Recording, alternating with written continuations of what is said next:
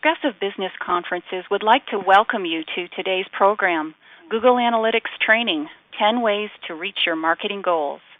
My name is Joanne, and I'll be your conference moderator for today's program. Today's workshop is 90 minutes in length. The 90-minute event will include an interactive question and answer session, and the entire program is being recorded and can be purchased by using the order form included with the conference materials. Please listen to this important instruction as it will help to ensure the best possible experience during the program.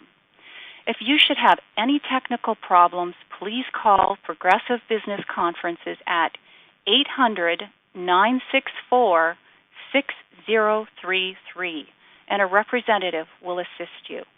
We cannot help you unless you alert us to the problem. Please remember that it is a violation of our copyright to record the conference. Now I would like to introduce your speaker, Tina Arnaldi. Tina? Great. Thank you, Joanne, and welcome everyone to today's conference where we're talking about using analytics to reach your marketing goals. My name is Tina Arnaldi. I'm a consultant and a trainer with 360 Internet Strategy, trying to help people stay on top of all this craziness that's happening with digital marketing and the constant changes. So let me tell you who this class is for. There's pieces of this that I think make it a good class for everyone. So if you're a beginner, you're just getting started with Google Analytics, you're going to be able to learn some of the things that you can do with this tool and see the extent of data that's in there available for you. If you're intermediate, if you've been using it for a while, I'm hoping I'll be able to point out some new features for you that you can kind of take it to the new level with what you do with your marketing. And if you're not in the marketing field, you're a business leader, this can at least help you understand how analytics can kind of help you understand your overall business strategy. So I think everyone, regardless of your position, can get a little bit of information out of it. So some of the goals for today is we want you to learn about the features that are available to help with your marketing. We'll take a look. I'm using some sample accounts today from a couple people on the call, but to see which of these things that you're already using and maybe that makes sense for you to implement in your own accounts. I hope that you use these slides as a checklist. I'm covering a lot of information today, and that you can go back at a later date and review these with your team. And then for most of the sections, I have what I call the your homework items. And these are for just some things that you might want to follow up on when you spend time in your accounts later on today. So, I'll be doing this until about 2:15. I'll be watching the time. And then from 2:15 to 2:30 is where we do some Q&A. So you'll be able to do those at the end if there's some things that you need clarification on. I'm going to be skipping back and forth a little bit. I'm going from PowerPoint slides just to give you some information. And then I'm going to be switched over to analytics accounts so you can actually see this in action. So just to give you kind of a heads up that I'll be going back and forth a bit today. So the first question that I have here, and we're just doing this very informally. If you look into when you logged in here into the Beacon Live web under attendees, you see a Q&A section. If you would have, if you would enter one of these numbers, 1, 2, 3, or 4, it's great to know that the knowledge that I have for, the people that are on the call today. So if you've never logged into your account yet, in the Q&A box, if you just put 1, if you're just getting started, just enter number 2. If you know enough to be dangerous, would be 3, and then 4, that you've kind of mastered that. So we'll just take a minute, and I'm watching these answers come in on another screen so I can just kind of see the level where people are today. So I'm watching. Okay, so we see quite a few 2s and 3s. Okay, so that's good. That's helpful to know. And I'm going to be doing some more of these polls throughout, again, just informal so I can get an idea for the audience. So the most important thing, and it sounds very obvious, is in analytics you want to make sure you're measuring what matters. It sounds very simple. The problem with analytics is that there's such an extraordinary amount of data that it's easy to get kind of sucked into, all of these numbers, and you look at all these metrics and you don't know if it really matters for your business or not. Do you care just about getting visitors, or is it important that you're getting in unique visitors? Is bounce rate important? Is page views important? Do you want people to really be engaged with your site and viewing a lot of pages? So that's what just, again, it sounds so simple, measure what matters, but I just know a lot of people get into their accounts and they just kind of get caught up with how much information is in there. So, and this sounds very simple for your first homework item, but if you are already in a place where you have a measurement plan, I would suggest that you go back to your marketing measurement plan, see if it aligns with your business goals. Are you measuring things just for the sake of measuring them, or are they aligned with your business goals and your strategy? If you don't have a plan, now's the time to look at what's available in analytics in the context of what your business wants to achieve. So this is just, something to think about. Are we pulling the data that makes sense every month, or are we pulling the data, just for the sake of pulling data? My next question, just informational one, if you would type your responses into the Q&A, which again I'm watching on another screen, is what type of site that you have. So if it's, e-commerce, are you buying things? Is it lead generation, where it's mostly people are filling out a form? Number 3 would be one of those sites who people say, our site's just brochureware, there's not much there. 4 is content-driven, heavy on articles and blogs. 5 is not an uncommon response, that people think that they have a site that needs a do-over. Or 6, you just don't really know how to classify it. So you just type in one of those answers and want to see what kind of sites that we're working with today.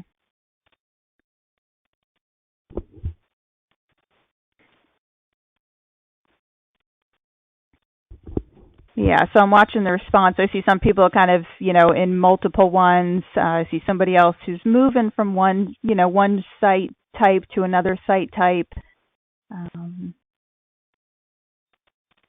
Let's see. Yeah, some people too that I have no idea. Again, not an uncommon response. People just aren't quite sure what they're doing with their site. So, okay, this is good. There's quite a range of answers here. The reason I asked that question is when we talk about measuring what matters, that depends in part on what type of site you have.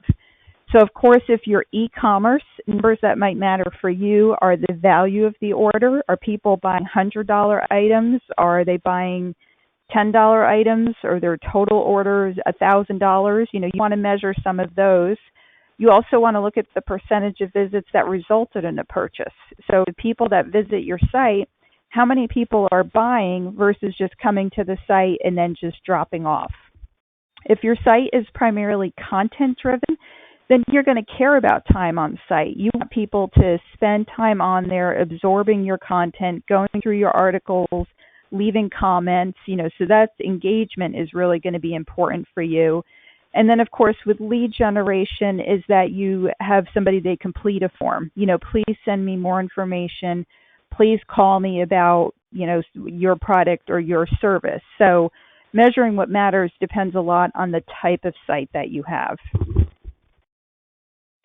Okay, so let's talk about account structure. Now, this is a screenshot that I stole from Google. It's just with the way the account looks.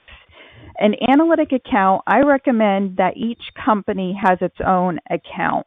What I see happen is sometimes companies have a third-party web developer, and what happens is that web developer has the account, and then they set up their different clients on the lower levels of these different views that you see here on the screen. It's very important, and this is something to check, is to make sure that you have account access. Because what happens is if you have a third party managing this for you and they're putting your website information at this lower level below an account, if you part ways with them, they essentially are the owner of your data. So that can be a real problem. So you want to have an account for your company, and you want to make sure, again, that it's somebody in your business that owns the analytics account. So I'm going to show you an example of this. So kind of the homework, though, is you want to see who has access to your account and make sure somebody in your company is an administrator. Sounds very simple, but remove people that no longer work with you, especially if they have high rights, and limit the rights as needed. So let me show you what this looks like for rights. I'm going to switch over to my analytics screen for a couple people who have submitted their account information. So the first one I'm going to look at here is St. Clair. And if you look under their admin area, this is a sample of an account where so again, two of our viewers today set me up on their analytics accounts, and they both have very different setups. So this is really great using them as examples. So for St. Clair, here they are at the account level. If I go to user management, I don't have the right to do anything here, right? So I don't have enough permissions to add or remove people. And so that's good if you're working with somebody on a limited basis or they just don't need a lot of information. That's okay to set up the account where they don't have access at the account level, but they just have access at kind of this lower level as a view. So this is where, just showing you an example of a setup, and then you can see too where some of these things are grayed out.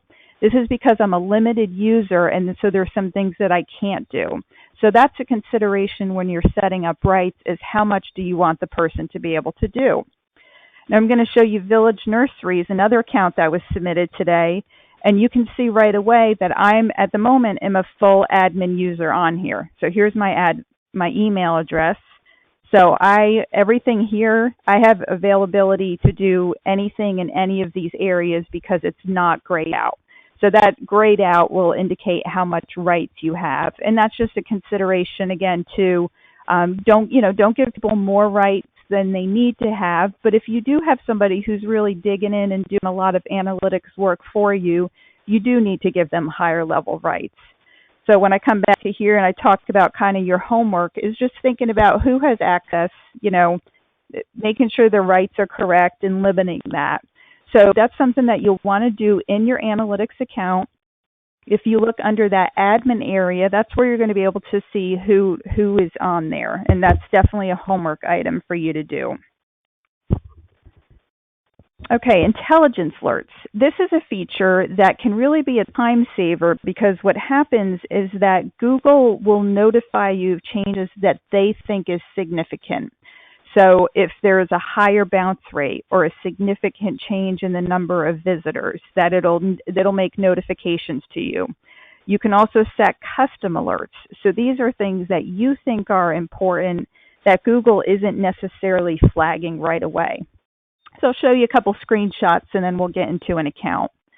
So, here's one. We're looking at automatic alerts having to do with sessions and bounce rates. And again, I'm going through this quickly because I'm going to get to the live account.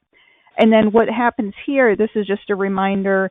It's very simple. Green is good and red is bad. So it's going to show you if this is a good improvement or a bad improvement. And then just how important it is depends on how big that bar is there. So if I come back over to analytics, and let's start with Village Nurseries. Come back in here. So here I am in Village Nurseries, and I'm in the intelligence alerts. So again, I'm in the Village Nurseries account, intelligence alerts over here on the left, and I'm in the overview. Now, what I'm going to do, if you see this little option up here, this lets you temporarily remove that left sidebar so you have a little more room. So I'm going to just kind of close that for the moment. And if we look at some of the results, we're seeing that sessions, and this is defaulting to the last 30 days, and the number of sessions here, you can see that it's gone down quite a bit. So, this could be for a number of reasons. Maybe maybe the site was down for a few days, or maybe there were some changes in the marketing efforts. And, there's a number of reasons that you can't, make assumptions, but this is just, just gives you something to get started. This one, this is just interesting to know that it shows that the people from the San Diego area are spending more time on the site. So that's what Google's saying, hey, look, this change has improved, and this green bar says that this is a good thing. So, this is something that just, whatever's happening here, you're doing well. Maybe you're marketing more in San Diego. Maybe people in San Diego are just finding you more organically. So it's just, again, that these are just these automatic alerts that you can try to figure out. Google tells you what it thinks is important. Now, maybe it's not important for you. Again, here, page views. So the number of people that viewed the page that came from a referral source, this number's increased. So again, when I talk about what matters, if you don't care a whole lot about page views, just because Google thinks this is important, it doesn't necessarily mean that it's something that you have to do. But so this is, again, so these are just automatic alerts. There's nothing you have to do to set these up. Google does that work for you. Okay, so the kind of your homework here is just to take a look at what's going in your intelligence alerts. Is there a lot of, is there information in there that's, indicating something that maybe you need to do? Is Google not monitoring something that's important to you? Then you might want to look into a custom alert. So the automatic ones are the ones that, there's no homework there other than to look at them and just see what kind of data is in there. And again, custom is if you feel that there is some additional information that you would like to monitor that Google is not monitoring for you. Okay, so this next slide, this is one where I don't necessarily have homework for you, but you can get real-time data in here. Now, real-time is about people who are on your website right that minute. So if you have a site that doesn't really have a lot of high traffic or it's just not tons and tons of visitors, or there's nothing that would indicate people would get there on a certain, for a certain time period. I'll show you what this looks like, and I'll give you kind of 3 reasons where this may matter. Is if you do a fair amount of social media, and if you're saying something of social media, and sometime in the next hour, click on our page and you'll be entered in blah, blah, blah. Then you can look in real time and see if that social media message got people right to the website. Another time where it might be useful is just kind of curiosity. If your email newsletter goes out Tuesday at 2 p.m., you might want to hop on your analytics at that time and see if people are going from the newsletter to your website right away. Again, that real time. And then another one would be a promotion. So we have a promotion running from 2 to 4 on Wednesday afternoon, and maybe you want to see if there's some, activity happening then. So I'll show you what this looks like for those of you who have a lot of traffic or perhaps are doing, any of these things here and you want to see what kind of activity you're getting. So when I come back, let's go, I'll go back to St. Clair. And let's see if they have some traffic happening right now. Okay, so this is what we can see is happening right now. So at the moment, when I look at the real time, there's 2 active users on the site, and these are the pages they're on. Right now, somebody's looking at the home page and somebody's looking at the About Us page, and this is, the location of where they are. So again, real time is just a feature that's just not going to apply to everyone. It's if you have really, really high traffic or you have something that happens kind of on the fly that you want to see what's happening right that minute. So again, that's the one slide where we don't have a homework, but just letting you know that feature is available. And again, just a screenshot for your records, when you do have a you get a copy of these slides that you'll just be able to reference that to see what that might look like for a real time.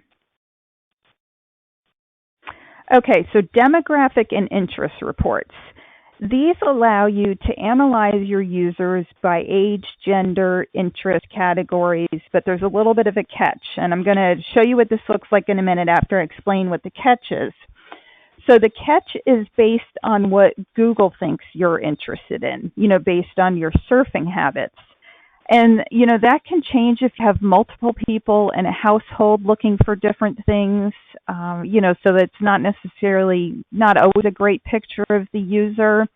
You can also, I'll give you an example of a situation that I have a client who works in the wedding industry. So I'm doing quite a bit of research and doing work with her, her social media and content and looking for information about weddings. Well, I'm not planning a wedding myself, so I don't have an interest in that. But because I've been searching that on behalf of a client, I've started seeing more ads on that topic. So again, there's some assumptions that are being made by Google that don't apply to everyone. But I'll show you what this can look like in your account. So first, what I'm going to do is we're going to look at St. Clair first, because I believe when I looked at this earlier, it was not enabled. Right. So when you look under Audience, Demographics, Overview, if you see a message like this, it says, that there are more reports available, that you can understand your users, et cetera, et cetera. And then you would have to have, be at the admin level in order to enable these reports. So that's what you can see if you're wondering, well, do I have this? You look under Audience, Demographics, Overview. Now let's go over to Village Nurseries. Now with Village Nurseries, under their demographics, I do see that they have that information. So again, this can be helpful if you are going to, be doing some marketing towards, like you wanted to do some AdWords or display advertising. What the assumptions that Google is making for Village Nurseries, for this time period, is that it's probably about half and half male and female, and that the age range tends to be 50s, 60s. So this can just, again, there are some assumptions, there are some catches with the data, but if Village Nurseries was going to do some ads, they might want to target sites where this demographic is mostly seen, rather than a site where the 18 to 24-year-olds are. So again, that is your demographics and interest reports. Same thing with interests is this too. Google is making assumptions about your browsing history. So it's saying that, for the people who look at Village Nurseries tend to also be, home decor, home and garden people. So that makes a lot of sense. This one, that they're saying they're also maybe movie lovers. That could just be a coincidence. So again, this is data. You just you take it with a grain of salt and know that this is available to you, and some of it's going to be more helpful than others. But again, once you enable this under your audience area, then you're going to be able to have some of that data available to you if you do decide that you want to use that in your marketing efforts. Okay, and so again, this is what that screen looks like if it's not enabled in your account. That it'll just walk you through how to enable it, and you will need to be an administrator in order to do that. And again, here's just a screenshot of what this can look like once it's enabled in your account. This one I just took from another client account, just as an example. What I wanted to show you here, this one makes sense. This is a client I have who's in the skincare industry. So it does make sense that one of the top ones there is Beauty Mavens. I did notice that Movie Lovers is in here too, so I don't know, maybe everybody just loves movies, and that's not necessarily going to be very telling about your marketing. But again, Beauty Mavens, that makes sense for people interested in skincare. Okay, so your homework there is just go ahead and enable that feature. If you're thinking, well, I don't know that we don't care as much about the age, or I don't know that we're going to do any kind of targeted advertising, it doesn't take long to get this set up as long as you have somebody who's an administrator. So my recommendation is to just go ahead and do that and make sure that that's set up so you have that data for a later date. Okay, so goals. Goals are basically the reason for your site. When I said, why do you have a site? And sometimes people aren't sure, but the goals are the reason that you have it, and it's that you're measuring things that are going to get you new clients, new dollars, new information, whatever. Goals are basically things that you want people to do on your site. So if we come back here to analytics,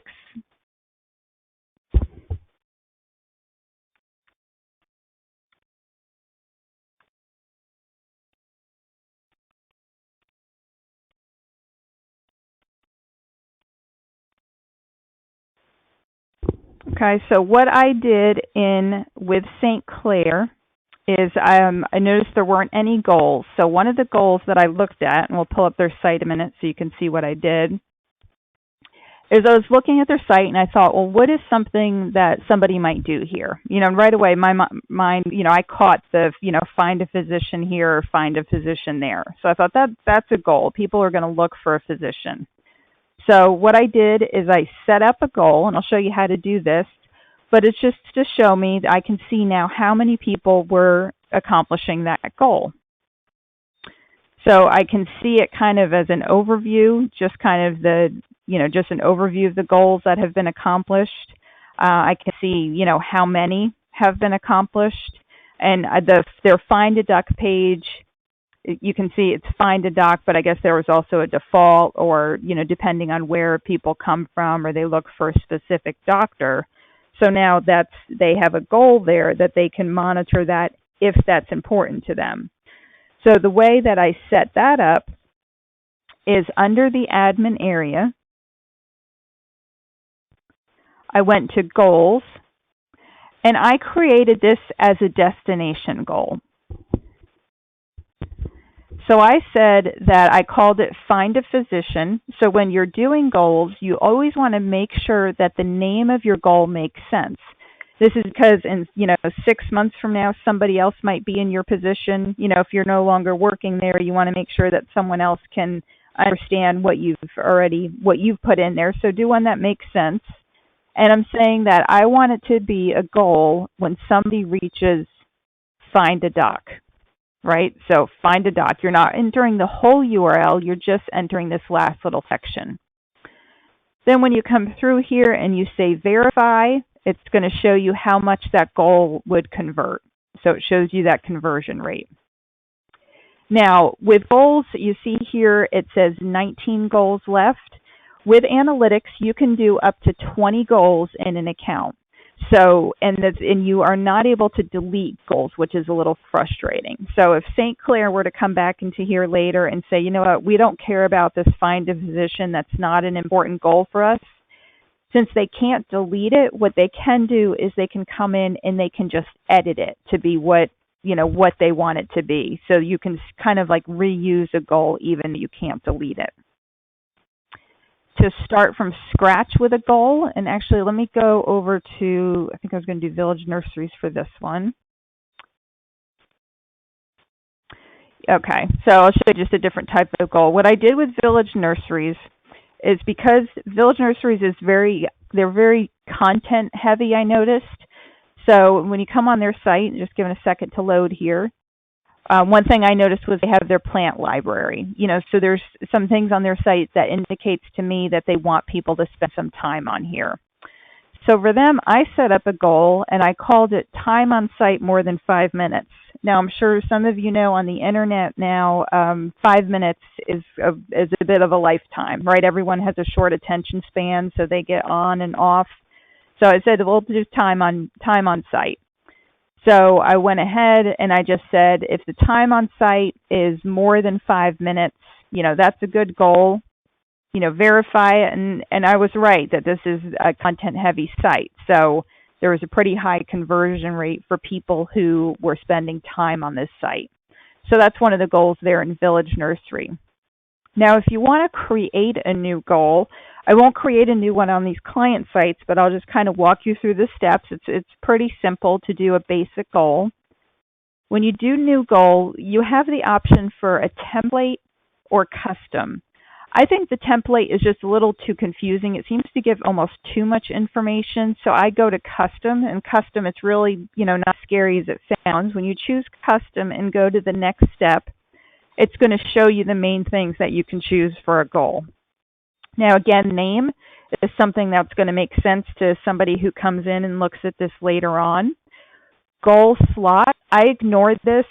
This is just, it just really doesn't matter what number your goal is, so I would just leave that blank. And then the goals that I showed you, remember I showed you for St. Clair, we looked at that goal of people who went to the doc page. For Village Nurseries, we did duration, that we just looked at the people who were spending some time on the site.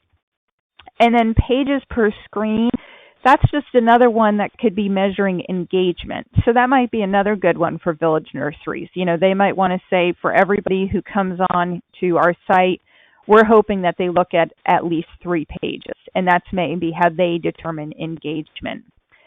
Event, this would really be a whole different class. This is a whole different topic, kind of an advanced analytics topic. But an event is when you need to track something that's not tracked inherently in Google Analytics, such as playing a video. So again, that's a topic for another time because that does require some coding on your site and in order to be able to know that somebody played or paused or stopped a video. But those are the main goals. So again, if you look in your accounts and you look under the admin area, look at goals. You can see if you have goals set up. If you don't, I certainly am going to recommend that you do some. So I'm just kind of curious too, another quick question for the 1, 2, and 3. We looked at just 2 accounts here today, but if my question to you is, are you using goals? Just put 1 if it's the first time you've ever heard of this, 2 if you think that you might be using them, or 3 if you're really engaged in them and you're making some marketing decisions.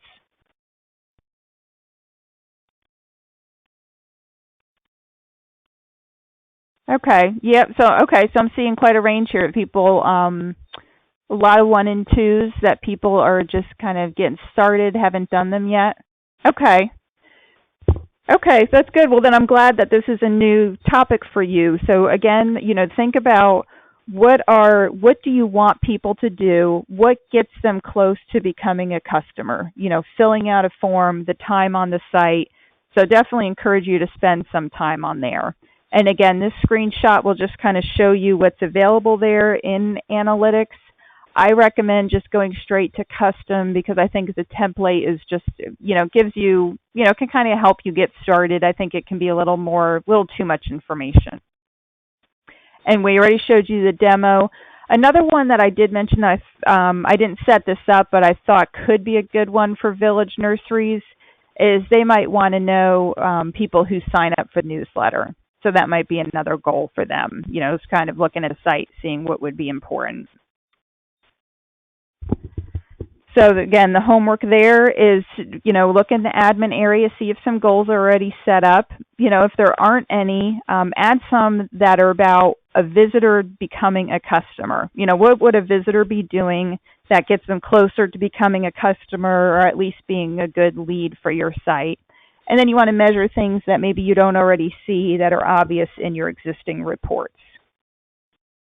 So you want to connect goals with just what the other things that are happening on your site. Okay, so site search.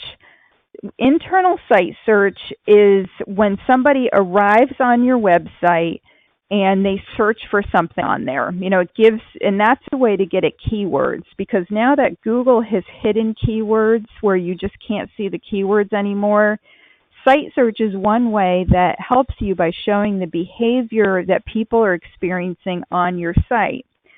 So now I tried to set this up for St. Clair, and let's see if I did this correctly.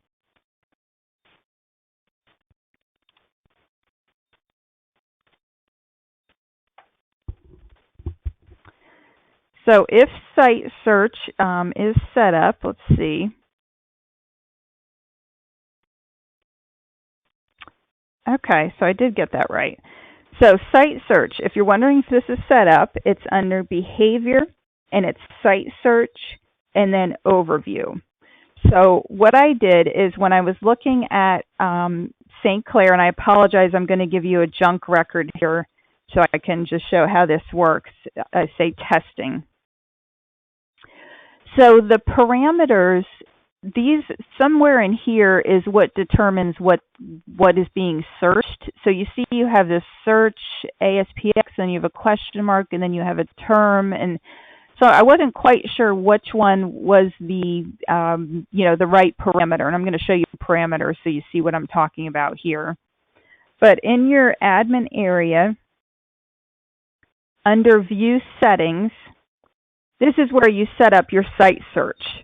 So, you can have different parameters. Sometimes it's just a question mark or the letter Q. But so when I looked at their site and I see all of this happening here, I did a parameter. I said of that funky term, I said just the question mark, just that. So I kind of took this apart and put a comma in between each one so I can see so the reason you're doing this is so that this information does show up in your reports. So again, site search is under View Settings. When you turn it on, to go ahead and search something on your site, and you're going to look at these terms here to try to figure out what your parameter is, your query, the user query is. And then once that is set up, and if you're not sure it might be set up already, again, we're under Behavior, Site Search Overview, and you can see that people are using it since I set this up, that they're looking, these are some of the terms that they were looking at. So another reason that site search could be valuable, again, since you don't get that keywords that get people to your site anymore, at least now you're getting some of the keywords from once people arrive on your site. So I think that's very valuable information. Also, it's helpful if you're writing blog posts. I do some ghost writing for a client, and sometimes I just absolutely can't think of something to write about. So that can help as I see what kind of words that people are searching for. So it can give you some ideas for content.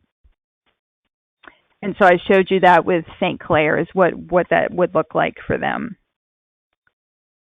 Okay, so again, your homework here, see if it's set up. Look under the behavior, the site search. If it's not set up, this help file that I reference is going to help you figure out when I talk about those query parameters, whether it's a question mark or an equal sign. But reference this file if you do have an option for people to search on your site, and this is something that you want to set up. Okay, whoops, I went the wrong way. Let me keep going here. Okay, so Google Webmaster Tools. This is a little bit off topic, since we are talking about analytics, but the reason I love Webmaster Tools is this is another way to get that keyword data that you can no longer see in analytics. You can now get this through Webmaster Tools. So if you're wondering if this is set up, I'll first show you under St. Clair. I'm looking under Acquisition and then Search Engine Optimization. So Acquisition, Search Engine Optimization, and again, Search Engine Optimization is a whole other class, but the brief summary is that it's about how people find you naturally on Google. These are the results that you don't pay for. So now with St. Clair, I could see that they do not have this set up right now, and it would require setting up Webmaster Tools, and this will walk you through it. And again, it's pretty easy to do, but since I don't have admin rights on this account, I wasn't able to do it. Now, since I had admin rights on Village Nurseries, I was able to set this up. And so now here under Village Nurseries, when you go to Acquisition, Search Engine Optimization, and Queries, I'll close this to get this out of the way. These are kind of the keywords that Google's not letting you see anymore. So the query, what this means, now here's this time period. You see this for this last month, that people were searching, I'll do it this way. So somebody searched Nursery Operations Manager job description. Village Nursery site came up 5 times, and then people clicked on it 5 times. And it shows that the position was position number 14 on search, which would mean the 3rd page of Google, right? So we can see where people are actually clicking. When we look at impressions, you can see that, and this really kind of surprises me, that when somebody was on Google and they searched Nursery San Diego, Village Nursery site came up 5 times, and it was the #1 listing, but it wasn't clicked on. What this tells me is that maybe there's a lot of people buying ads on nurseries for San Diego, and they're taking that top space on Google because, on Google, I'll just say plant nurseries wherever. Right, so and again, AdWords, this is a totally different topic as well, but just highlighting that for today. So even though Village Nurseries have a good ranking, in here, there could be a lot of things where there's people that are, buying quite a few ads, and they're taking up a lot of what's called the real estate with their advertisement that maybe people aren't getting to the Village Nursery site. This can also be helpful. This Webmaster Tools is another thing to help you with content. So if there, a lot of these seem to be pretty similar words: Village Nurseries, nurseries in San Diego. I went all the way to the end there. Let's go back up.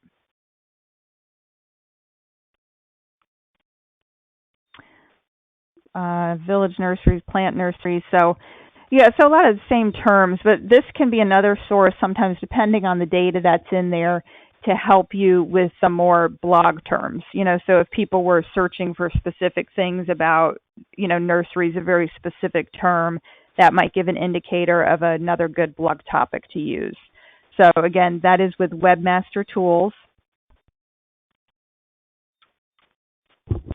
And here's a screenshot of, what that looks like with Webmaster Tools. And then kind of your homework for here, you can find out it may already be enabled in your site. And the way you do that is you look under Acquisition and then Search Engine Optimization. If you see some data there, it is enabled. If it's not, you're going to have that prompt, like I showed you with the one account, that it needs to be set up. And then if you're not an administrator, for the one account, I'm not an administrator, so I wasn't able to do that. Just find out who is an administrator on your account and ask them to set that up for you. Okay, so, and even though this is not an AdWords class, I am going to talk about this briefly. So let's do another quick poll here. Just, with an answer 1, 2, 3, and 4. If you let me know if you're using it and it's working, using it, not so sure, no, but you're thinking about it, or, 4, you just have no plans for it. If you just take a minute and type in your responses.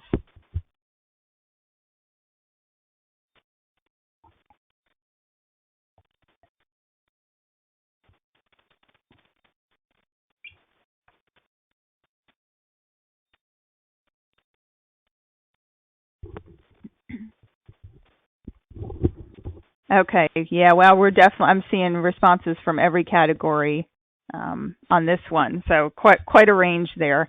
So this is for the people who are maybe not sure if it's a good use of money or who are considering it. This is a helpful tip to know on how this is relevant to analytics. So if you are using AdWords and you are using analytics and they're not connected, you'll see something like this in your analytics account to link your AdWords and analytics data.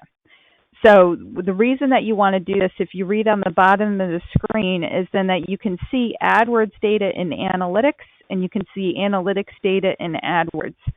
So it's very helpful for, kind of watching the user path all the way through.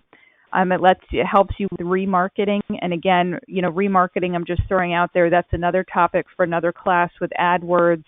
And remarketing is about reaching people who have already visited your site once. It's about being able to reach out to them again. So that's why it's important to link those two accounts. So what I'm going to do is I'm going to show you what this looks like in one of my accounts. What I have is a little book blog that's just a hobby for me. And what I do with this is something where I get advanced review copies of books and I do a summary. And I occasionally will put some AdWords money into this because I can get clicks for about 10 or 15 cents. And then when I'm teaching my AdWords classes that we're working with real data, and this isn't anything confidential. Again, this is just kind of like my little hobby blog. So I don't have any concerns about people seeing what's in here. So if we look at the top right now, we are in my books account. And if we go to AdWords, you can see that I have information here about my book blogger campaign. And we can look at the keywords. So what this does is this shows me that in AdWords, people were clicking on my ad, when the keyword was book review or book review summaries or all these kinds of things, that they clicked and they came to my site. So what's nice about looking at this beyond what's in AdWords is that you're following the path through. So here somebody has, let's see, this one, examples of book reviews. I had one click and I had a bounce rate of 100%. So they got to the site, they just really weren't that interested, right? So they left right away. This top one, when they searched on book review, I did get 32 people there. Bounce rate's still a little high, but they viewed about a page and a half. So this is important to have analytics and AdWords connected, because it's one thing just to get a click on your AdWords campaign, but you want to be able to come into analytics and see what's happening after they click. So that's something that you want to keep in mind for those of you who are considering it. So a couple things with your homework here is for those of you who said who are using AdWords now, you want to make sure that it is connected to your analytics account. And again, the way you do that is when you come into your account here and you are looking at acquisition. Acquisition is how you acquire traffic.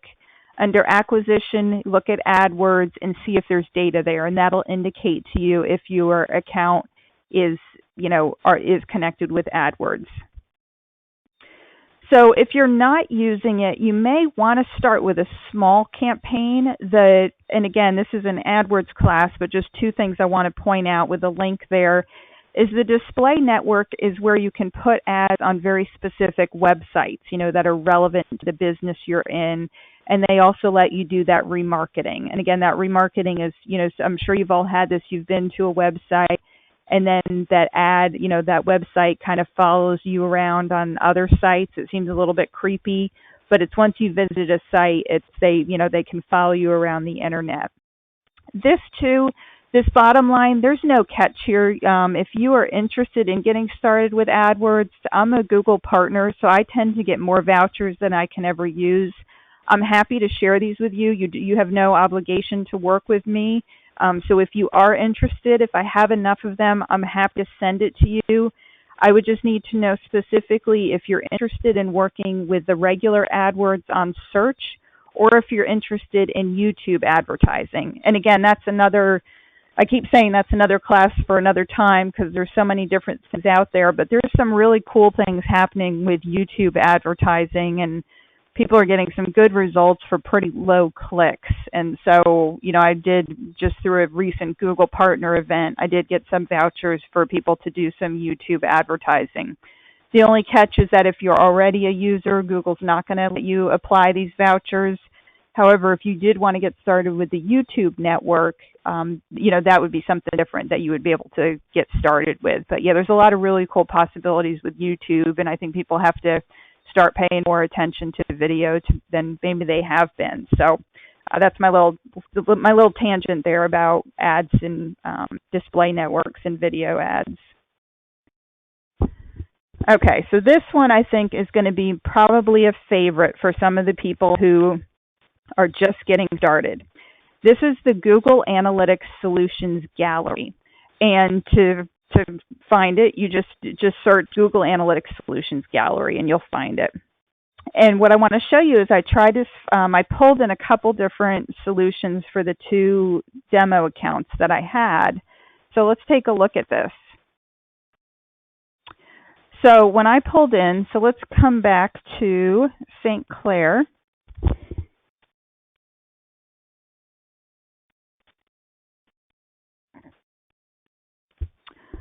So what I did is I went to this solutions gallery and I looked for a referral traffic dashboard.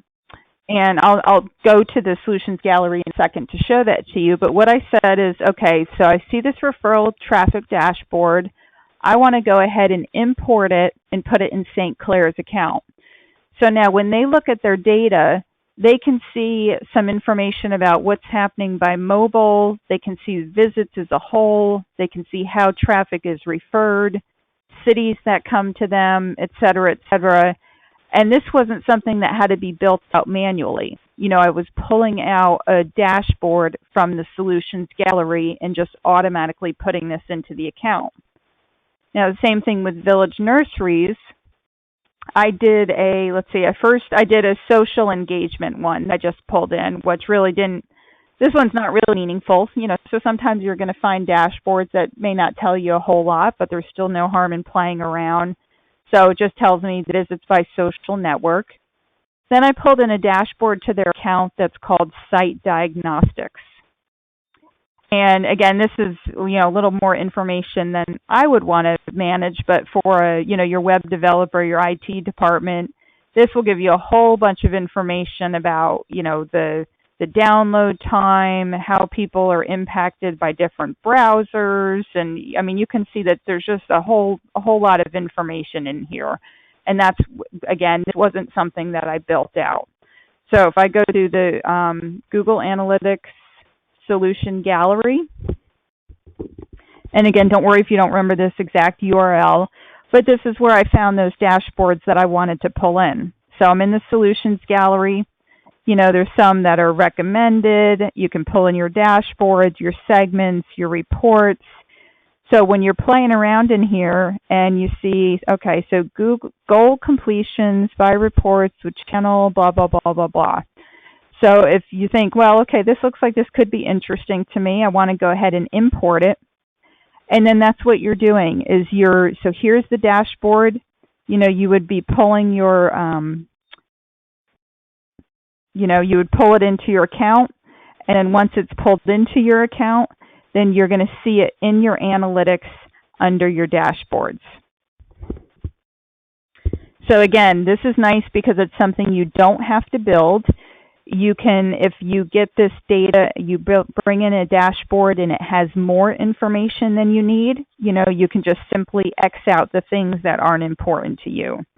So it can be pretty handy. And so, for the solutions dashboard, what I say, I showed you what that can look like for a couple of these clients here, but kind of your homework is that for people who really get into data, it's a bottomless pit. There's a lot of different things that are in there, and it can be very time consuming. What I would do is I would recommend going in there, looking for a couple dashboards that answer questions about your business. You just go ahead and pull them in. If they look like they're junk, they don't have anything that's really relevant to you, you can delete them. And again, you can share them out with people. So with this report, if we look at this IT one, when I first did this IT one and I did this site diagnostics for Village Nurseries, it showed up as private, which means that I will only see this when I am in my account logged in as Tina at 360 Internet Strategy. To make this shared so the Village Nurseries users could use it, I just did share and share object. Once I share an object, you can see right here it says what it's going to do. You're sharing a copy of this object, meaning you're sharing a copy of this dashboard with all of the users who are on this account. So once you play around with this, you have some dashboards that, tell you something that's important for you to know. Then go ahead and make sure you share it, and then everybody else who has access to your account will also be able to see these dashboards. So, you play around with them a little bit and then share them out with your team, and you'll find that it's a real time saver. Okay, so the emailing reports. I'll demo this for you very quickly. This is helpful if you get asked for the same data every week, every month. So if somebody says, we want to know the number of users, we want to know the traffic source, we want to know, the behavior, the AdWords, the campaigns for any kind of information. So here we are in Village Nurseries again, and I'm going to just say the last 30 days. And this one is a very simple report. I didn't do anything with it. I just kind of went over here on the left, and I just said, let's just look at channels, right? So you can look at any kind of information over here on the left. And so I'm looking at my channels. And let's assume that someone says, we want to see this every month. We just want kind of a snapshot of what our channels are, what people who, what they're looking at. So we want this data every month. So rather than have somebody log in here to see it or for you to, print it out, you can email your reports. And so I'll just, send this to myself here. So we'll pretend this is someone who, wants to get this report on channels. So you can do it a couple different ways. It can be a PDF, Excel. If it's somebody who just wants to look at the data and doesn't need to do any kind of manipulation, probably a PDF just because that's the most presentable. And then you can choose the frequency. You know, if somebody just wants this report once, they want every Monday, they want you to send this report. You know, every month, on the first of the month, they want this report. Quarterly, you know, so you can see you have all these different options. And then, the report you requested, whatever kind of message you want to put in here, and do send. So this is a real time saver. I'll come back to this monthly. If somebody says to you, I want to know our channels or whatever data every month, I want to know on the first of the month. So once you set this up and you do send, so now this recipient will receive this data on the first of every month. So it's kind of automated for you, so you don't have to keep pulling in data. And again, you can get to this email option from different areas.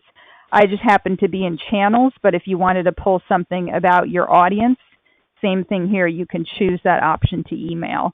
And again, it's a real time saver. So what I like to tell people with this one, again, the screenshot, I'll show you how to do it, is the homework here. You know, I say it's kind of, if you are asked for data a lot, I said skim your email to see what you're being asked. And I know some of us get way too much email, so this sounds like a huge task that you think, well, I don't have time to go through my email. But the reason I'm saying it is if you are seeing a lot of requests for data, you know, somebody's saying, oh, yeah, somebody is always asking about AdWords, or somebody is always asking about the geographic area, or, you know, what you're being asked for in your role, ask them, you know, find out exactly what they want and see if they want a weekly or a monthly report, and then set that up in analytics so it's automated, and that'll be a great time saver for you. So now I mentioned, you know, people may be wanting to know by geographic. So the location reports, this may or may not matter to you. You know, if you're a little brick and mortar store and you don't do any kind of mailing out of products, you know, you're really just caring about your local geographic area. If you are one that, you know, you serve different states or you're looking to expand in different states, it can be helpful to know where people are coming from. You know, maybe there is even a new market out there that you hadn't thought of before. So if we come back in here into analytics and we're looking at our audience. So again, you know, audience, this is about the people, right, about the visitors. And we do location. And we'll look at this for village nurseries. So village nurseries for this time period, again, we're doing the last month. We can see that most of them are from United States. Got a few people here in Italy and other countries. What's nice about here is, you know, for this company, probably, you know, they're looking at United States, so you can drill in anytime you see a hyperlink, right? So if they say, well, we only care about our traffic in areas of the U.S., you click on U.S., and then you can see, too, that, you know, of course, mostly it's in California, but there are some other states. Since California would be important, you can click, you can drill in again, and now you're looking at areas of California. So this is where you can kind of drill in to see a little more information. So depending on where they come from, you know, how much time are they spending on site? And this is where the goals come in. So now you remember for village nurseries, I only set up that one goal with that time on site. And this shows that actually quite a few of them, regardless of the city that they're from, you know, are spending a decent amount of time on the site. You know, so at least 1% of the traffic is spending more than 5 minutes on the site. As you build more goals, you know, you can drill in and see how that behavior varies by the city, if that is important to you. And again, city, state, country, however you want to look at it. The other feature is this secondary dimension lets you look at the source and medium. And your source and medium are about how people got to you. So let's go ahead and let's just do it by source. And if you're ever in doubt that you think, wait, I'm not sure what this field means, Google gives you a lot of little helpers here with these question marks. So this is just, you know, simply the source that referred traffic. So if I click on source, I can see, regardless of the city, that most of these people are, you know, coming from Google, whether it's a paid ad or organic. You know, from San Diego, there's a lot of people direct. Direct either means somebody types in the URL directly, or maybe they have a browser saved, they have a browser bookmark. So that can tell you just a little bit more about your traffic. Another thing you could look at is medium. And again, here's your little helper here. And it's just about the medium. And the medium is giving you a little bit more information about the source. So we're still looking at these cities in California. And again, we see most of this traffic is organic. So they're doing really well with being found on just, organic Google.com searches. So again, what we did here is we looked under audience, geographic, location. We kept drilling in to get to the cities. As we create our goals, we're going to have information over here about who's converting, who's following through on these goals.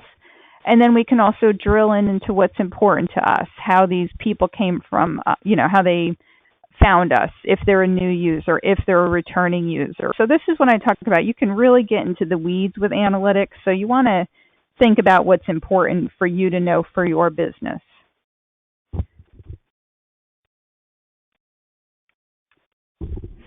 So, this one, again, could be obvious if you're just brick and mortar, you're a little mom and pop shop, you don't email anything, you just have customers that live down the street. You still might want to look at this, but to see if, those are the people that are coming to your site.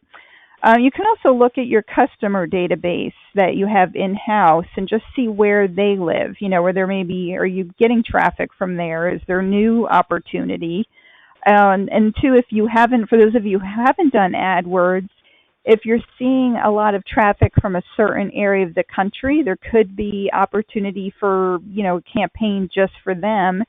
And I said I did a direct mail piece last year. It was very, very targeted. And I did get some good results, which I was surprised. I just kind of did it as a test to see if people were actually reading it.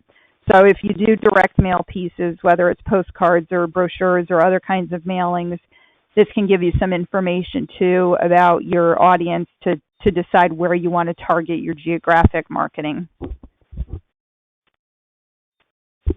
Okay, so mobile traffic. We'll go ahead and we'll take a look at this, too.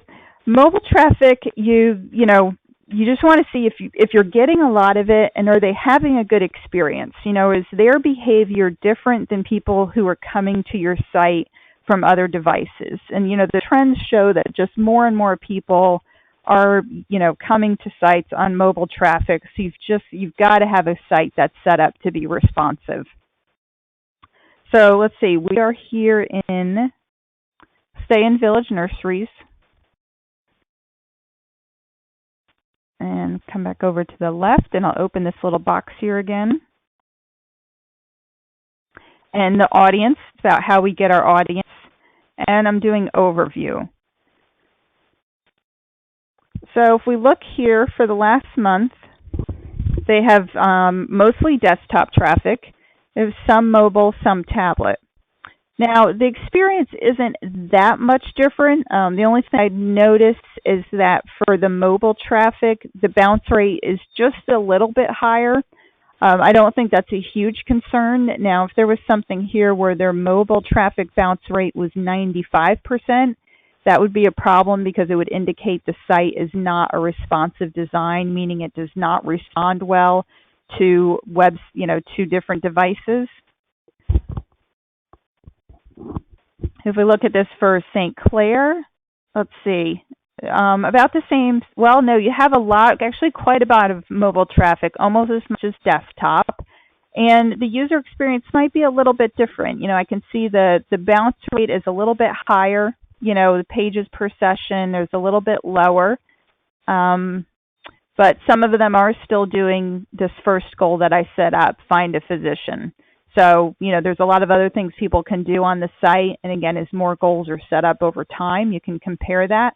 But you can see that there are some people who, regardless of the device, are using the website in order to find a physician.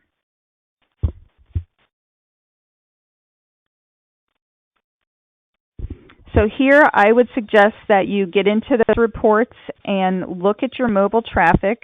You want to see if it's, is it high, is it low? compare their experience, their bounce rate, if they're completing the goals. Does it matter if they are on a mobile device versus a desktop? And if there is an issue that you're seeing something that, most your desktop users have a 40% bounce rate and your mobile users have a 95% bounce rate, then it might be time to have a conversation about your web team to see what kind of needs to be done with your website if it's not responding well on devices.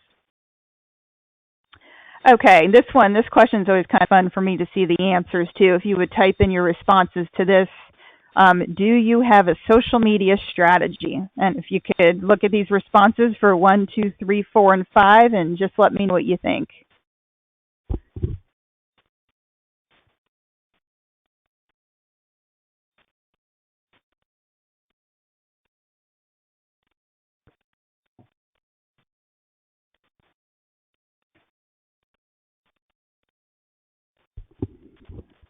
Yep, so I'm seeing a range here, seeing at least one person who kind of hates social media, which I can understand.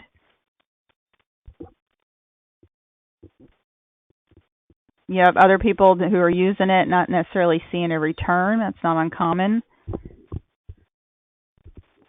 Yeah, and of course, the 3, what is a social media strategy? Kind of, we didn't have time for, anything. We've got our jobs to do. So, okay, so I can tell you, I do some social media, for my own business and for some clients, but sometimes my response is number 5. I had a period last year where I just had to disable my Facebook account for a few months because I was just on information overload. So sometimes I, think of, I would say all of the above with some of these options with social media. So couple things I want to show you with social is, are you wasting your time with social? Sometimes maybe you are. So we're going to talk about how you can just see what people are doing, how behavior might vary by channel. So come back here over into analytics. Oops, let me open this. And again, we are talking about acquisition, and we're talking specifically about social. So I'll stay in the St. Clair account since I'm there for now, and I'll look at the user's flow. So what this does, this can be a pretty overwhelming report. It shows you how people are, the channel that they come in and what they're doing. So since this can be overwhelming to look at, I like to look at it one piece at a time. So I'm going to just click in here, LinkedIn, and I'm going to view only this segment. So when people come in from LinkedIn, they get to this jobs page, right? So they come in, these 5 sessions. 4 of them come to the jobs page, 1 come to the contact us. These 4 from the jobs page, 2 drop off, and 2 continue. So with this user flow, this is just to help you see if the behavior you're seeing on social media is what you want it to be. So if you would like people to come in from LinkedIn and you think they're going to fill out your lead generation form and then they're going to be doing something else, this lets you see that flow, or if they come in from social media and they take off right away. So that'll kind of help you give a little bit of insight about whether or not social media is getting people to do anything on your site. And again, this is found under acquisition, social, and users flow.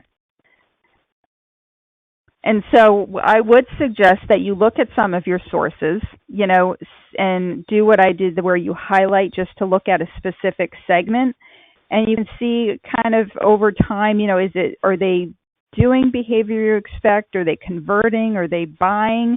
And at some point, you might just kind of narrow down which channel you use. And unfortunately, with social, especially with Facebook, it seems to be more where you have to pay to play, So you might want to try that if you do have a Facebook page, try doing a little bit with advertising on there. See if you get some better results. I always say if you have maybe $20 to burn, that you can try it just to see what kind of feedback you get. So social is definitely a tough one. Okay, so the landing page. A couple more things here. I see I've got just a few minutes before we go to questions. The landing page is the first impression of your site. So it's good to know what brings people there and what they do when they're there. So I'll just show you this page very quickly. I'll come back over to Village Nurseries, so we're going back and forth here.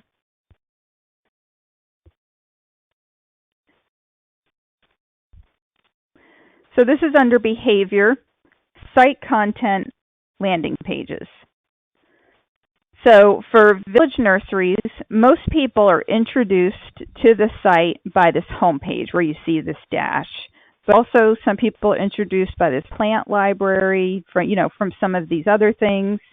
So this is good to know, the landing page, because it's the first impression. So again, remember, your home page is not always going to be the first impression. And you can see here kind of the actions that they're doing. So, the page that they come in, if they are meeting any of the goals that you have set up.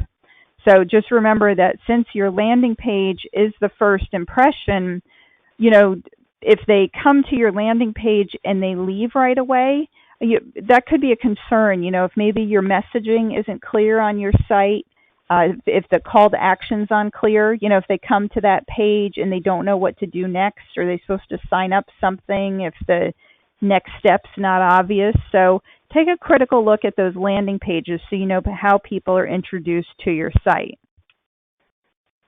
This one, I'll skip the question part of this since I'm short on time here. So I want to just show you what behavior flow reports are. And this is like the user flow, where you can see how people travel through your site. So it's the same kind of thing in analytics here, that instead of going under social, you're going under behavior and you're choosing behavior flow. So this is the behavior flow. They come into your site. What do they do from there? So the same thing here with Village Nurseries. I'm just keeping it on this default of landing page. And since this is so overwhelming to look at, I'm clicking on Plant Library, and I'm saying view only this segment. So let's just look at what happened when they came in here. So when they came into the Plant Library, you can see this seems to be a pretty good page, that when they're on the Plant Library, 299 continued going through the site looking for different things, and only 36, or about 10%, dropped off. So that's not bad. So that page is engaging.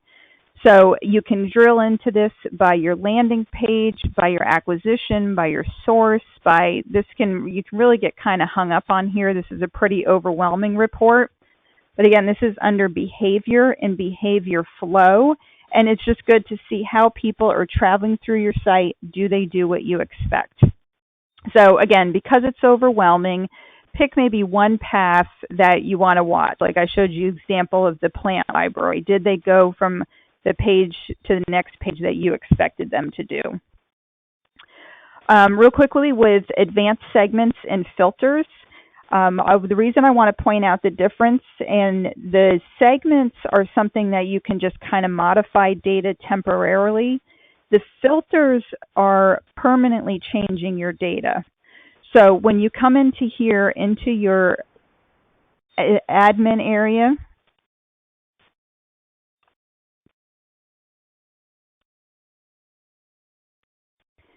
and you see filters, they have a filter set up to exclude traffic from their internal office. So that traffic is gone forever. So a filter, when you use a filter, that's a permanent change to your data. So you just have to be very careful when you're using that you recognize that you're permanently excluding data. So I just showed you what their internal filter looked like real quick. If you don't have one that's got all of your data, I would just go ahead and create one. You would just go and create a new view. Even though it'll only affect data going forward, it makes sure that you have one, view that has all of your data with no filters added, so you're not losing anything. So the event tracking, again, this is almost really kind of another topic. I just want to introduce you to this because this is a more advanced one, is that event tracking, which I showed you with goals, these are things that Google does not automatically measure.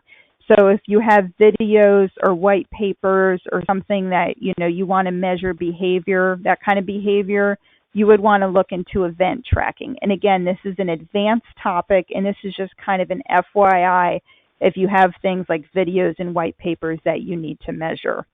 And this is what it would look like. You would see download, mail, whatever you call your event categories, and it does require some advanced coding. But just kind of put that on the back of your mind if that's something that you might use at some point. So, if you have interactions that are not measured, this is the reference. And again, you'll have these slides. So this is going to tell you more about event tracking in order to use, to be able to measure those actions. Tag Manager, we can't get into that today. Again, this is a whole other topic. But if you have a lot of things, this is just a new thing, or fairly new thing from Google, that if you have a lot of tags on your site, meaning an analytics tag, a remarketing tag, just a bunch of different tags, this is just another way of, managing all of that data. So if you understand what I mean by having a remarketing and DoubleClick and universal analytics and a bunch of tags, just kind of file this away too as something that you might want to look into, considering Tag Manager to kind of manage all of those pieces for you. And again, there's a resource here which will be in your slides if that's something that you want to explore further. So now I see that I've gone over just by about 2 minutes, but we do have time built in for questions. So I'm going to go ahead and turn this back over to Joanne, and she'll let me know if any questions have come across. And again, up here on the screen too is my contact information. And Joanne, I'll let you take it from here. Well, thank you very much, Tina. So as Tina mentioned, we'll take your questions now. And to ask a question, simply select the chat pod. It's the Q&A pod in the lower left corner of your screen. Just type and send your question that way. And please phrase your question directly and as briefly as possible. And a while back, Tina, we had a question which read, can the intelligence reports be exported or done as a widget so that it appears as a dashboard on an intranet? No, the intelligence reports are kind of a separate feature. So they would not be set up as a widget. Okay, thank you for that question. And our next question is, can you create an event that tracks a download, namely if you have a library measuring a visitor who actually finds something versus bouncing out? Yes, so to track a download, like downloading a PDF or a white paper, you would definitely want to follow up on that link for event tracking, and then that way you'll be able to see if so the visitor comes to a page and it has all of your downloads, and that's good to know that they got that far, but you want to know if he or she clicked on one of them, and that's where event tracking would come in. You would know whether or not somebody went ahead and actually made that click in order to download an item. And our next question, can emails be combined, such as sending an email with both channels and audience? I'm sorry, I'm going to need some clarification on that one. I'm not sure I understand that question. If somebody could, if you wouldn't mind clarifying it, or if you also too, if it's hard to explain, feel free to email me at a later date. I'm not sure I'm understanding that one. Okay, and our next question, Tina, was about traffic bounce rates. When you were talking about traffic bounce rates, they were wondering, is that aggregate traffic bounce rates? Yeah, so the bounce rates, you can look at it just kind of as a whole. If you're talking about aggregate, just kind of in general, are people bouncing on our site 60% of the time, 30% of the time? But then you can also drill in, are they bouncing a lot when they come from AdWords, but they don't bounce a lot from our email newsletter? So when you're looking at bounce rate, there's two things. I would look at the source compared to the bounce rate to see how that varies. And the best indicator of a good or bad bounce rate is your own data. So I would look at your data over time to see if your bounce is increasing or decreasing. And our next question, in the SEO section under search queries, if I have enabled Webmaster Tools, why do I have some search terms that are hidden? For example, some queries are listed as unknown or not set. Oh, that is a good question. And actually, as I'm writing, I'm just actually making a note here for myself because I have not yet seen that in Webmaster Tools. So that's one I'd have to look up for myself. And if you want to, my contact here, if you want to email me when I figure out something about that, I'm happy to let you know what I learned because that's a new one for me. I haven't had that in Webmaster Tools data yet. Thanks so much, Tina. Our next question is there a limit on steps that you can have in a goal? Okay, so the goal, when I show a goal, you can have, and I want to see if I'm answering this correctly. So when you're setting up a goal, let me pull the screen up here. This might help.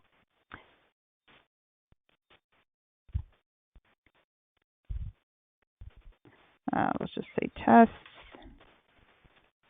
So if you're talking about steps, I'm assuming here you mean the funnel. So that you're saying that in order for people to reach this goal, you expect them to do step 1, then step 2, then step 3, then step 4. I think I've seen about 10 steps in here. I'm not sure what the limit is. I generally don't use this because I kind of want to discover for myself the path that the users take. But if you know that people have to go to A before B before they go to C, then that's where you might want to do a step. And again, I think I've seen 10, 12 listed in here. So if that's what you mean by steps, I'm not sure what the maximum is, but there is quite a bit in there. Okay, thanks for your question. Our next question is, in measuring behavior, do non-indexed member-only pages get excluded from these types of reports? No, so the member-only pages would not be excluded. What you might want to do in that kind of case is it might be worth setting up a view. So here in your analytics account, and I won't do this since it's somebody else's date. Oh, that's right. I have limited rights. So let me come over to Village Nurseries. So when you have member-only sites, what might be interesting for you to do is to create a new view and then add a filter for the member-only section. That way, if it's important for you to look specifically at that member-only data, you have this collected in a single view where you're looking at just that member data. So that could be useful if you want to analyze just that data. If you would prefer to compare your member behavior to your non-member behavior, you can just look at that in your normal analytics reports. Is event tracking similar to a goal funnel? Well, a goal funnel is really what's kind of built in with analytics. So there's not necessarily any program or coding involved in there. So like a goal funnel might be I add a product to my cart and then I check out and then I get a confirmation. So that could be a funnel for a goal. And event tracking is where you're adding some additional code because you want to measure something that's not in the regular analytics reports. So analytics will not automatically measure if you click play on a video. So that would be an event. Or in the example of downloading, Google will not automatically track you, clicking that PDF to download. So that's where you would use events. So the goal funnel is kind of something that's built in. You can already work with that. The event tracking would require some additional coding in order for you to be able to measure some of those things. I have demographics and interest enabled, but I see no data. What else needs to be done?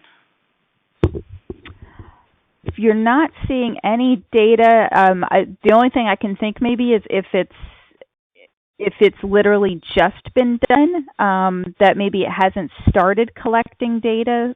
But again, to be honest, it's another one I'd have to look into because I have not had an account where it was enabled and I was not seeing data. The only thought would be if it was done maybe yesterday or today and it's taking 24 hours in order for the data to populate. But that's the one. I'm sorry, I don't know. I can't give you a direct or an exact answer for that because I have not. I haven't had that before. But of course, I'm happy to look into that. And our next question reads, the only thing we have on our site is a tag for Google Analytics. Should we still consider using Google Tag Manager? Okay, so if you're just analytics, you're not thinking about, well, we're not going to do this double-click advertising, or we're not going to do remarketing or anything like that, then the Tag Manager isn't something that you have to think about, because that can be pretty complicated. If you do not have analytics installed yet, and you are going to be installing analytics for the first time, you might want to do that from Tag Manager, because then you're kind of set up if you add things at a later date. But if you have a real basic installation, you're just analytics only, just stick with what you have. One thing about Google is, they sometimes have all these new features and these great tools, but sometimes I say don't fix it if it's not broken. So you can just stick with analytics. And our next question, we want to make sure we see traffic from our email newsletter tool in Analytics. Is one tool better than the others?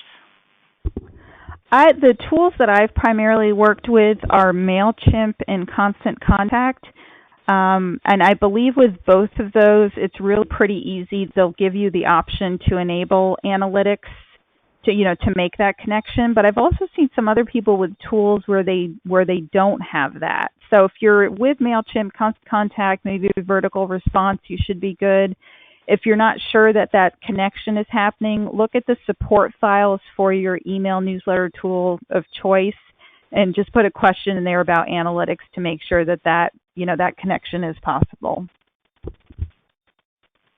We have a content site. Does it make sense for us to set goals since there's no purchasing or lead generation happening on it? With a content site, I would go ahead and do a goal of duration. So if you want people to read your article and then go to your next article, like a content site, about.com is a good example, that the more time you're spending on there, the more ads that you're going to be are going to just be displayed. So if you have a content site, you might have something where you have AdSense on there. The more time people spend, the more time they'll be exposed to your ads, and you'll make money from that. So I would go ahead with a content site and set up a goal of time on site to see how much time people are spending on there and what sources they're coming from when they do spend time on your site. At what point is the bounce rate too high? What is an average bounce rate? Yeah, it's so hard to say. That's why with bounce rate, I would tell people the best option is to look at your data over time. So if over time, if right now your bounce rate is 50%, and the last 6 months it's been 20%, that's a problem. You have a bad bounce rate. People are leaving your site more often. Now, if your bounce rate is 50%, and over the last 6 months it had been 80%, then that's a huge improvement, that people aren't bouncing quite as much. So really the best comparison for the bounce rate is your own site, the history of your site, and then also bounce rate, just look at that by device. You really want to pay attention to how you're doing with your mobile traffic and if that bounce rate makes a difference. We have one main site, which is the English site, but also 7 other language sites. All are being tracked separately. But how do I set it up to see the collective traffic? Oh boy, I'm trying to think of how, there's something I think with a rollover, they're called a rollover or roll together. I'm sorry, I can't, I don't have an answer for that offhand. I haven't had a site like that before, but I'm just kind of making a note here that there's some terminology to pull that data together. It might require some APIs if you have somebody on your staff with some programming knowledge to be able to pull in data from all of those sources. There's some different programs out there that work to pull data into Excel spreadsheets to manipulate it that way.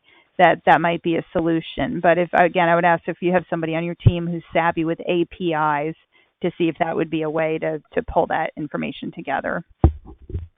Thanks so much, Tina. Thanks for that great question. And our next question is, well, somebody's wondering what a good resource would be for some self-study on analytics. I like the Think with Google site is pretty good. The other one, let's see if I can find it here for you. Analytics Academy, and that's just Analytics Academy with Google.com. But again, if you just search Google Analytics Academy, you'll be able to find it. Free resources, and it's just a way for you to, if you want to just kind of do some self-study and just figure out if, you want to learn more about mobile or about e-commerce, these are all free courses, and it'll just kind of walk you through, whatever need you might have. So again, it's just the Google Analytics Academy, and it is a free resource, so I definitely recommend checking that out. Well, that was the last question, and if you did not have an opportunity to ask your question, please feel free to email your question to jmurphy@pbp.com, and your conference producer will be glad to respond, and I'll turn it back to you, Tina, for closing remarks. Okay, great. Thank you very much. I appreciate everyone for coming to this today, and I can say that I do know for a fact that this was overwhelming and it was a lot of information. I tend to do this when I train. I throw everything I can possibly think of it, to people. So again, if you are a beginner, please don't feel like you have to go through and implement all of these things today. I hope the slides serve as a good reference to you and kind of those homework tools of what's useful for you and what might apply to your account. But of course, it doesn't mean that you have to go out today and implement all of these things. I hope at least it's a checklist for you to get started so you can make use of your data. So thank you. Well, thanks again, Tina. Progressive Business Conferences would like to thank you for attending today's webinar. And we'd like to give you some closing information. It's also listed on your dial-in instruction sheets. If you'd like to purchase a recording of this conference, you may do so by calling 800-964-6033 or using the enclosed order form. And again, we encourage you to complete and return the evaluation form to us. On behalf of Progressive Business Conferences, I'd like to thank you for attending the webinar. This concludes our program.